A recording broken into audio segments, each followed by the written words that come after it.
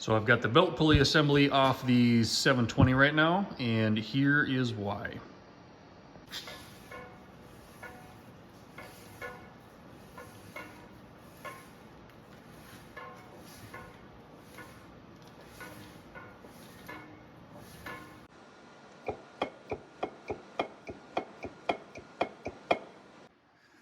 So I took the belt pulley to a retired John Deere mechanic and ended up having this pin replaced. And then this was drilled out and they put a bushing in there. And to do that, you had to have a press, had to pull this off, press it back on when you were done. And I don't have the equipment or know-how to do any of that. So this has been fixed. This is what the old pin looks like. And that's obviously been worn down pretty bad over the years. So it was about time to be replaced. So what I'm going to do, what I'm going to show you is the replacement of the dogs and the toggles in the clutch here in the operating sleeve. It was still a serviceable clutch. There was nothing wrong with it except for that tiny noise that I heard.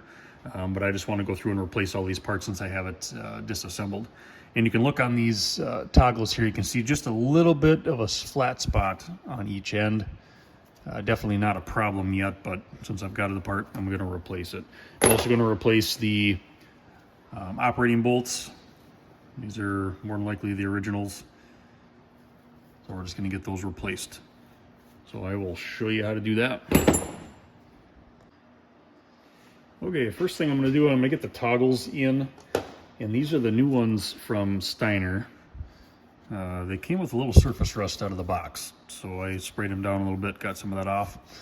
And on the new ones, there's still that little flat spot here. So apparently the old ones were not worn, and that's just normal. The difference between the old ones and the Steiner ones have a hole here. And according to Steiner, that hole needs to go into the dog cup here. I'm not entirely sure what that hole is for. I'm guessing it's there for a reason. I'm guessing that maybe pack a little extra grease in there and that'll help lubricate that. So I'm gonna just pack some grease in there just to give it a little extra.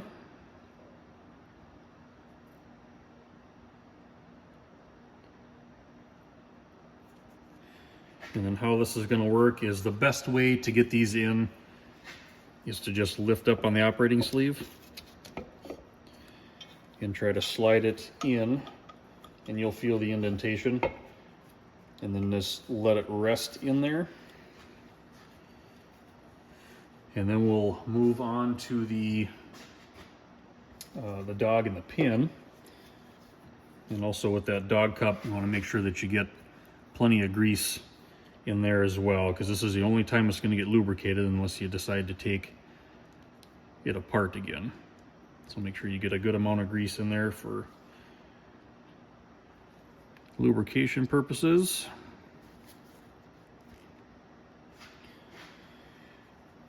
And then we'll pick up on the operating sleeve again, maybe. I think we'll just slide the toggle into the cup. And we'll just let that sit there for a second here, because I want to make sure that I also get some grease on the pin here as well. It doesn't need to be a whole lot, but better to have some than none, because the pin is what that dog is going to pivot on. So we'll get that in.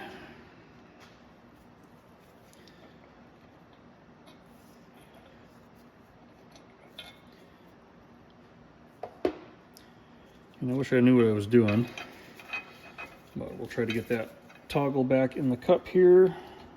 I should have had everything pre-greased before I started on this adventure. And then now that toggle is in the dog cup, we'll get that pin in. Okay, so now everything is in, and I'll talk a little bit about the positioning of the pin.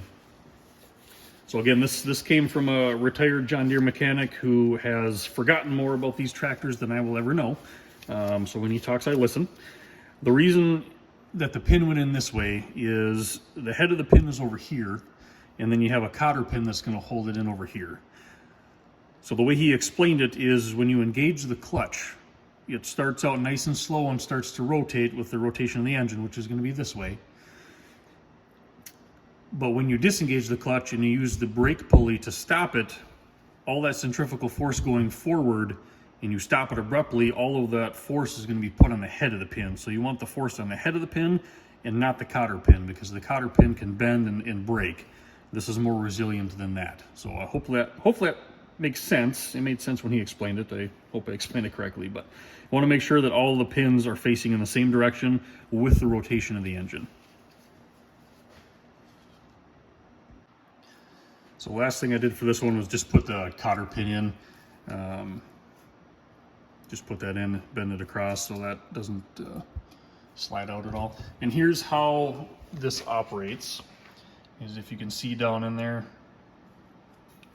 your dog is here and that moves back and forth. So when you engage your clutch, the operating sleeve goes up and that toggle goes with it. I know I'm not focusing very well there. But you can see I got plenty of grease in there. That's well lubricated. Now we just need to go through and do another set there and another set on the other side.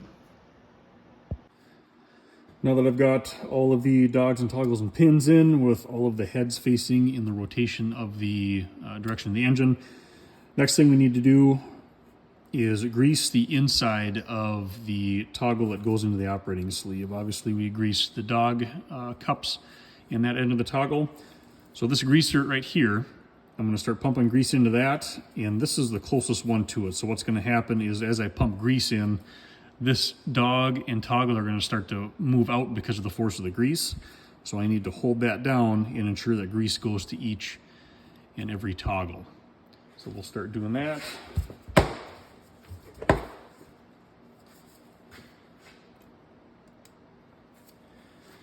And we'll just start pumping grease in. And you can see that dog is starting to move. So I'll give it a few extra pumps here.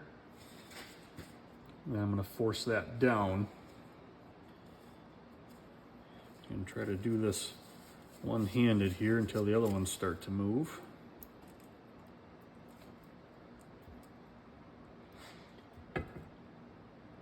And that's not working very well because the grease just keeps coming onto this side.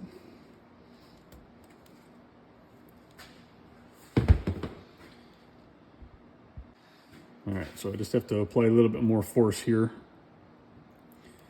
And every time I pump on it, I can feel that toggle try to move. So the goal here is to try to get the other toggles and dogs to move. That way we ensure that the grease is there. And I see this one is starting to move over here.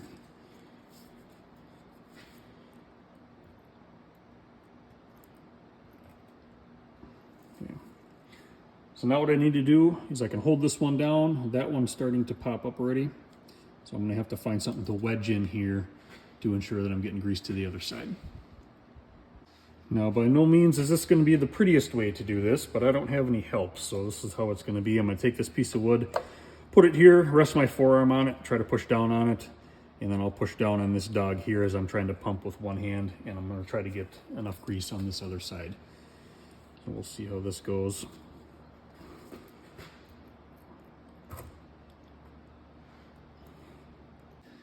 Okay, so I figured it out. I did not film it because there was a substantial likelihood that I was going to get hurt. But what I had to do is I cut 2 small chunks of wood like this, put them on top of the dogs, and I literally got up there and I stood on these. And I stood on those, and within a couple pumps of the grease, the third dog over here started to move. So that was the key there. I didn't have enough pressure on these two, besides obviously running out of grease as well. So all the toggles are greased. Now I'm just going to go ahead and clean up some of the excess grease here so that doesn't get slung around within the belt pulley when it's running. All right, now that we got that all taken care of, next we're going to move on to the operating bolts. And these need to be able to move freely in here. So I'm just going to put a little bit of a grease smear on here just to give it some extra lubrication on there. And once we get it down in there, we'll flip the belt pulley up, and then we need to put a cotter pin in this hole right here. So we'll get a little bit of a grease film on there. That'll just help things move a little bit. And then you just want to drop it down in, and just like that. So we'll repeat that for the other two as well. Once I got the belt pulley flipped up, I pulled the operating sleeve back towards the gear as if the clutch was engaged, and that allowed enough play for the bolts to come out. And then you can see this hole back here. We're just going to take our cotter pin, put it in there, and then we'll bend those tabs back, and we need to do that on all three of the bolts. So I got the cotter pins and the operating bolts, and I'm just going to move the operating sleeve up and down, and you can see how the dogs and toggles work, and it allows movement with the operating bolts as well. So everything works smoothly. You can hear that grease sticking in there. That's what we're looking for. And then down inside here, that's going to be your bearing that goes on the crankshaft. So that was replaced not too long ago, and it's greased well, but I gave it another shot of grease. So anytime that you have this apart, just give it some extra grease, because typically that doesn't really see daylight at all. So now we're ready to put it back on the tractor.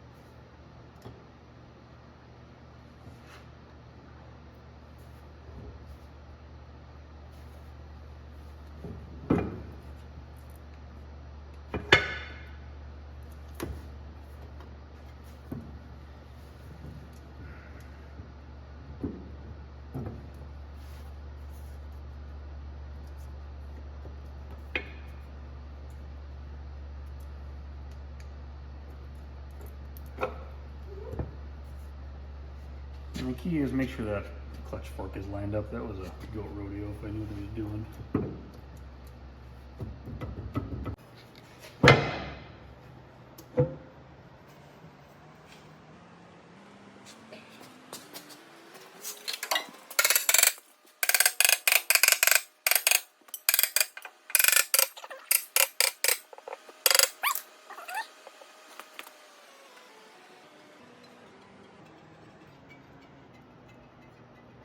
I'm just going to go ahead and put all these bolts back in the holes, and we'll get it tightened up.